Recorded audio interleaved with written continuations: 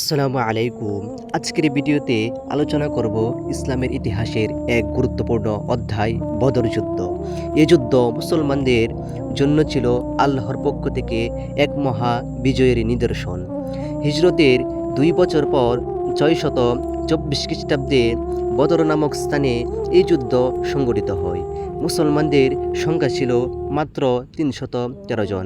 অন্যদিকে কুরাইশরা এসেছিল প্রায় ১,০০০ সৈন্য নিয়ে।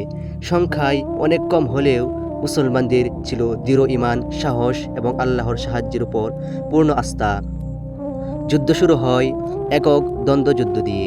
হজরত আলী রাদিয়াল্লাহু তাআলা আনহু, হজরত হামজা রাদিয়াল্লাহু তাআলা আনহু ও হজরত উবাইদা রাদিয়াল্লাহু তাআলা আনহু কুরাইশদের বিখ্যাত যোদ্ধাদের পরাজিত করেন।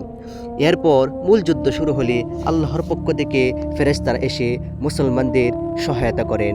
কঠিন লড়াই শেষে কুরাইশরা ভীত হয়ে পালাতে শুরু করে।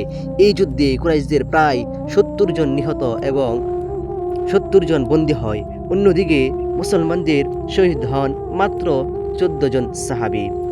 এই বিজয় মুসলমানদের মনোবলকে কয়েক গুণ বাড়িয়ে দেয় এবং ইসলামের ইতিহাসে এক নতুন অধ্যায়ের সূচনা করে। বদর যুদ্ধ আমাদের শেখায় সংখ্যা নয়, বরং আল্লাহর প্রতি দৃঢ় ঈমান, সাহস এবং ন্যায়ের পক্ষে অবস্থানই প্রকৃত বিজয় এনে দেয়। আসুন আমরা বদর যুদ্ধ থেকে শিক্ষা নেই।